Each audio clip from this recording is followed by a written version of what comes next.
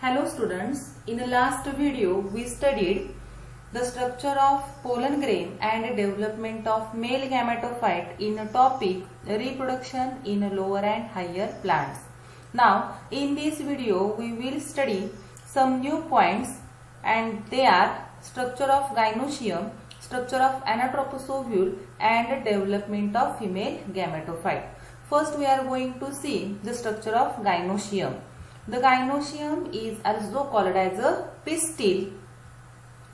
Students, we are well known that gynoecium is a female reproductive part of flower and the members of gynoecium are called as a carpel, that is megasporophyll.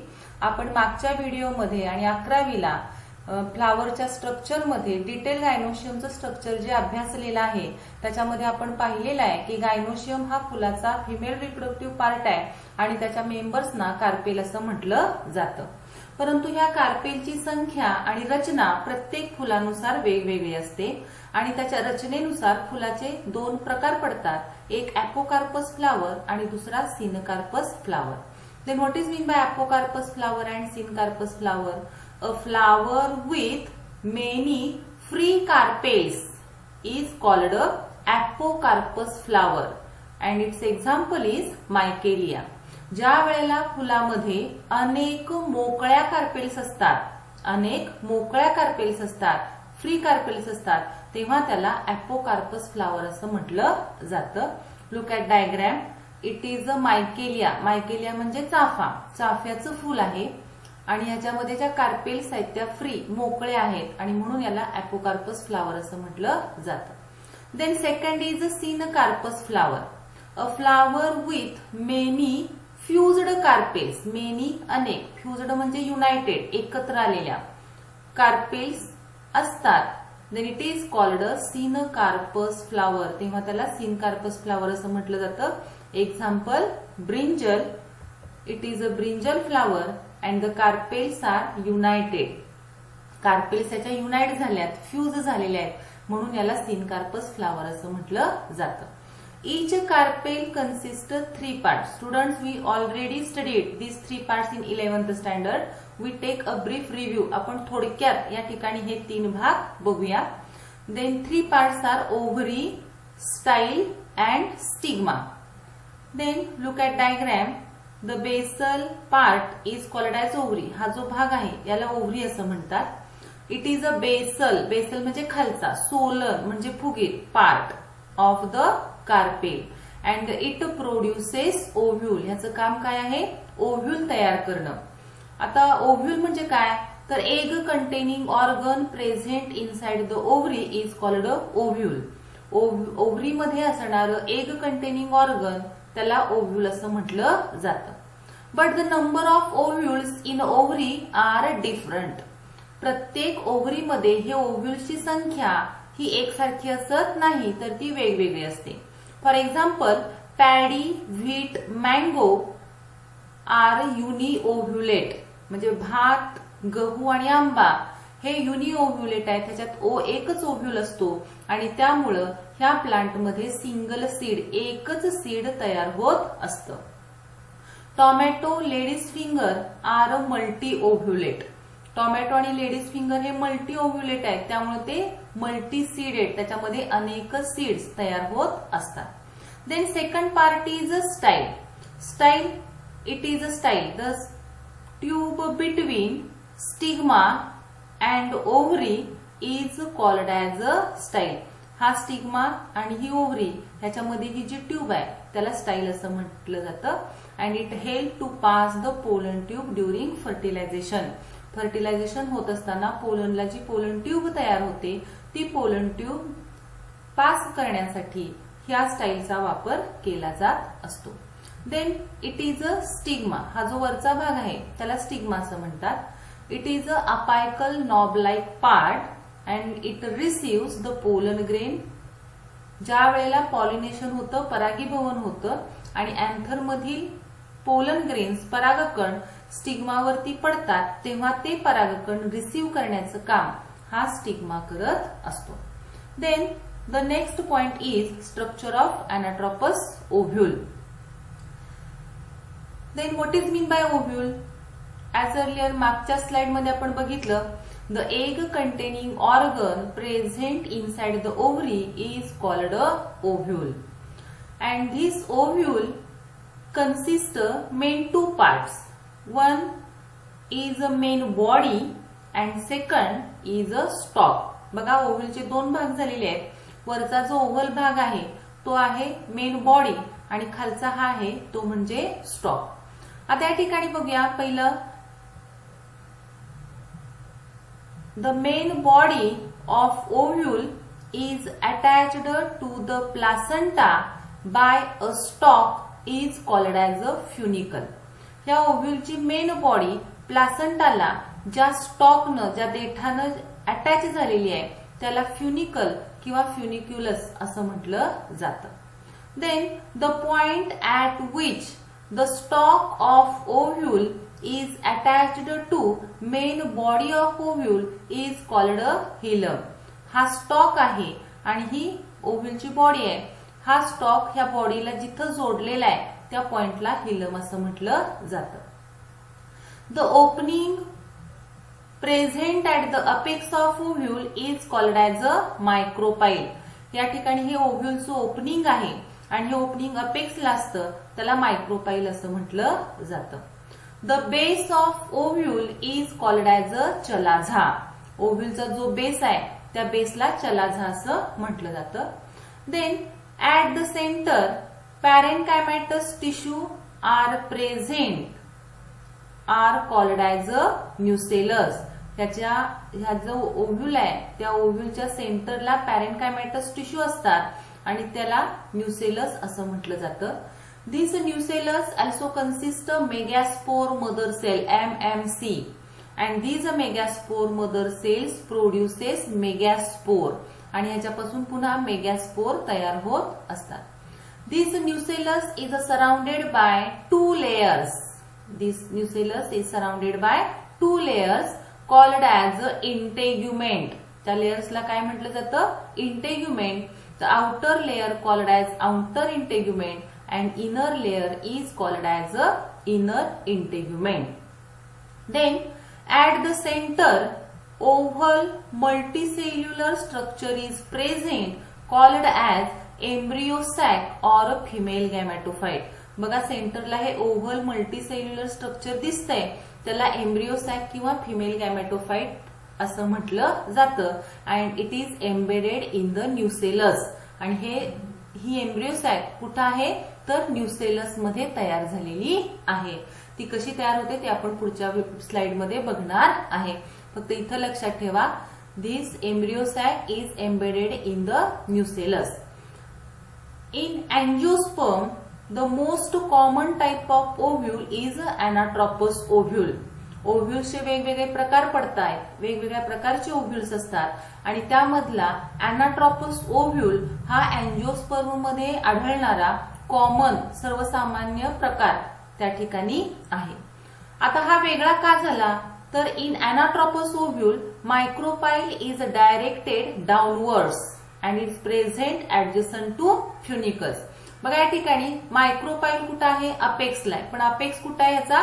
Downwards, खालच्या बाजूला apex आहे and it is adjacent to funicle आणि म्हणून ह्याला वेगळा प्रकार काढला आणि त्याला नाव दिलेलं आहे anatropous ovule.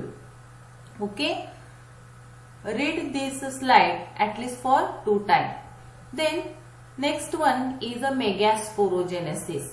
The process of formation of haploid megaspores from diploid megaspore mother cell is called as a megasporogenesis. आता आपण मगाशी सांगितलेलं आहे की न्यूसेलस मध्ये मेगॅस्पोर मदर सेल्स असतात आणि त्या मेगॅस्पोर मदर सेल पासून हॅप्लॉइड मेगॅस्पोर तयार होतात आणि ही हॅप्लॉइड मेगॅस्पोर तयार करण्याची जी प्रोसेस आहे त्यालाच मेगॅस्पोरोजेनेसिस असं म्हटलं जातं.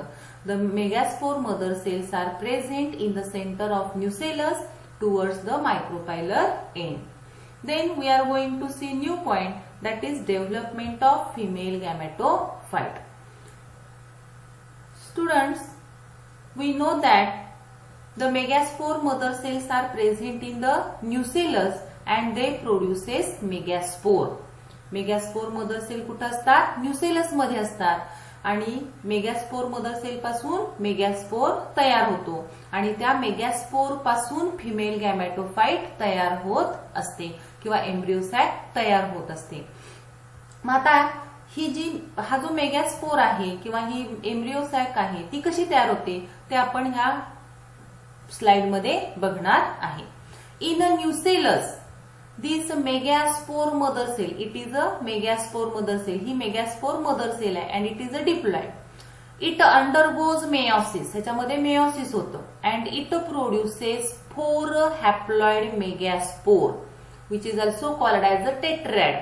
ह्या मेगास्पोर मदर सेल मध्ये मेयोसिस झाल्यानं त्याच्यापासून 4 हॅप्लॉइड मेगास्पोर्स तयार होत असतात. 4 मेगास्पोर्स आहेत म्हणून त्याला टेट्रॅड असं म्हटलं जातं. टेट्रा मीन्स 4 आणि म्हणून त्याला टेट्रॅड असं म्हणतात. Out of this 4 megaspore upper 3 megaspores are non functional and they degenerated and lower megaspore becomes functional. बघा डायग्राम मध्ये वरचे जे 3 मेगास्पोर्स आहेत ते नॉन फंक्शनल आहेत, ते डिजनरेट होतात आणि खालचा जो आहे तो एकच फंक्शनल आहे. Then this functional megaspore grows and nourished by nucellus and it undergoes 3 successive free nuclear mitotic division and produces 8 nuclei 4 at each pole. बघा काय होतं, हा जो फंक्शनल मेगास्पोर आहे या मेगास्पोर मध्ये 3 मायटॉटिक डिव्हिजन होत असतात आणि 3 मायटॉटिक डिव्हिजन झाल्यामुळं ह्याच्यामध्ये किती सेल्स तयार होतात? 8 न्यूक्लियस तयार होतात आणि हे 8 न्यूक्लियाय प्रत्येक पोलला 4 अशी त्याची मांडणी झालेली असते. आता या ठिकाणी हे 8 न्यूक्लियाय कसे तयार होतात बघा. This megaspore undergoes first mitotic division and it produces 2 nuclei. एक मायटोसिस झालं पहिलं आणि ह्याच्यापासून 2 न्यूक्लियस तयार झाले. Then these nuclei undergoes second mitotic division and it produces 4 nuclei. ह्याच्यापासून पुन्हा मायटोसिस झालं आणि इथं 4 न्यूक्लियाय तयार झाले. पुन्हा ह्या 4 न्यूक्लियाय मध्ये थर्ड मायटोसिस होतं आणि ह्याच्यापासून किती न्यूक्लियाय तयार होत असतात. Then 1 nucleus from each pole. आता इथं वरच्या पोलला 4 आणि खालच्या पोलला 4 तयार झाले, पण काय झालं 1 nuclei from each pole migrate toward centre. वरच्या पोल मधला 1 न्यूक्लियस, खालच्या पोल मधला 1 न्यूक्लियस सेंटरला मायग्रेट झाला म्हणजे स्थलांतरित झाला. And it produces polar nuclei आणि ते जे स्ट्रक्चर तयार झालं त्या स्ट्रक्चरला पोलार न्यूक्लियाय असं म्हटलं जातं. This polar nuclei unite and it produces secondary nucleus or a definitive nucleus. हे 2 पोलार न्यूक्लियाय युनाइट होतात, एकत्र येतात आणि त्याच्यापासून सेकंडरी न्यूक्लियस तयार होत असतो. Then 3 nuclei towards the micropylar end called as egg apparatus. हा मायक्रोपायलर एंड आहे. मायक्रोपायलर एंड डायरेक्टेड डाऊनवर्ड्स, खालच्या बाजूला येतो मायक्रोपायलर एंड आहे. तर हा मायक्रोपायलर एंडला ह्या ज्या 3 सेल्स आहेत याला एग ॲपॅरेटस असं म्हटलं जातं. The central cell is called as a egg cell and lateral 2 cells are called as a synergids. ह्या 3 सेल मधल्या मधली जी सेल आहे तिला एग सेल असं म्हणतात आणि बाजूच्या 2 सेल्स आहेत त्याला सिनर्जिड असं म्हटलं जातं. Then these synergid consist hair-like projections called as a filiform apparatus. बघा इथं सिनर्जिडचं एक पिक्युलियर कॅरेक्टर आहे की ह्या सिनर्जिडला हेअर सारखं एक आउटग्रोथ किंवा प्रोजेक्शन तयार झालेलं असतं, त्याला फिलिफॉर्म ॲपॅरेटस असं म्हणतात. त्याला फिलिफॉर्म ॲपॅरेटस असं म्हटलं जातं. And this filiform apparatus guide the pollen tube towards egg. जेव्हा फर्टिलायझेशन होतं तेव्हा पोलन ट्यूबला एगकडं नेण्याचं काम किंवा त्याला मार्ग दाखवण्याचं काम हे फिलिफॉर्म ॲपॅरेटस करत असतं. Then 3 cells towards the chalazal end called as antipodal cells. हा जो चलाझल एंड आहे त्या चलाझल एंडला असणाऱ्या ज्या 3 सेल्स आहेत त्या सेल्सना अँटीपोडाल सेल असं म्हटलं जातं. In such a way this egg apparatus, then secondary nucleus and antipodal cell together called as female gametophyte or embryo sac. It is 7-celled but 8 nucleated structure. बघा इथं सेल्स किती आहेत? 3 + 3 + 1 7 सेल. किती आहेत? 7 सेल, 7 सेल्स आहेत. पण nucleus किती आहेत? 8. हाऊ कसे आहेत? तर अँटीपोडाल सेलचे म्हणजे चलाझल एंडचे 3 न्यूक्लियस, मायक्रोपायलर एंडचे 3 न्यूक्लियस आणि सेकंडरी न्यूक्लियसचे 2, कारण हा डिप्लॉइड आहे आणि म्हणून या ठिकाणी एकूण न्यूक्लियस किती झाले? वरचे 3, खालचे 3 आणि सेंटरचे न्यूक्लियसचे 2. 3, 3, 6 आणि 2, 8. 8 न्यूक्लियस तयार झाले. म्हणजे 7 सेल्ड 8 न्यूक्लिएटेड स्ट्रक्चर आहे. आता ह्या 7 न्यूक्लियस मधले 6 न्यूक्लियस हे हॅप्लॉइड आहेत अँटीपोडल सेल्सचे आणि या ठिकाणी एग apparatusचे न्यूक्लियस जे आहेत ते हॅप्लॉइड आहे आणि सेकंडरी न्यूक्लियस जो आहे तो डिप्लॉइड आहे. Then this female gametophytic development is called as monosporic development. ह्या डेव्हलपमेंटला मोनोस्पोरिक डेव्हलपमेंट असं म्हटलं जातं because the female gametophyte or this embryo sac is developed from single megaspore. Is developed from single megaspore. So it is called as a monosporic development. एका megaspore पासून female गॅमेटोफाइट तयार होतं म्हणून याला मोनोस्पोरिक डेव्हलपमेंट असं म्हटलं जातं. स्टुडंट्स, हा जो पॉइंट आहे तो तुम्ही डायग्रॅम वरूनच लक्षात ठेवायचा आहे. डायग्रॅम वरूनच ही नोट तुम्ही लक्षात ठेवायची किंवा पाठ करायचे. पूर्ण पाठांतर करण्यापेक्षा ही डायग्रॅम तुम्ही पाठ करा. याचं जे एक्सप्लेनेशन आहे ते ह्या पुढच्या स्लाइडमध्ये सगळं दिलेलं आहे. हे 2दा डायग्रॅमला अनुसरून वाचा, डायग्रॅम रेफर करून वाचा आणि याच्यावरची जी एक असाइनमेंट आहे ती असाइनमेंट सोडवायची आहे. First we see 1 mark question. Flower with many fused carpels is called a dash dash. The stalk of ovule attached to body of ovule is called a dash dash. The given figure shows parts of gynoecium of a flower. Which of the parts labeled A, B, C eventually develops into fruit. आता या ठिकाणी gynoecium आहे, याच्यामधल्या कुठल्या भागाचं रूपांतर fruit मध्ये होतं ते या ठिकाणी तुम्हाला मेन्शन करायचं आहे. ह्याच्यामध्ये हे तिन्ही प्रश्नामध्ये करेक्ट आन्सर जे आहे ते करेक्ट आन्सर लिहायचं आहे. Then what is megasporogenesis, definition लिहायचे. Give reason embryo sac is development is called a monosporic development. What is function of filiform apparatus. 2 mark question. Write a note on angiospermic ovule. Draw a labeled diagram of LS of anatropous ovule and list the components of embryo sac. 4 mark question. Describe the structure of female gametophyte. Thank you.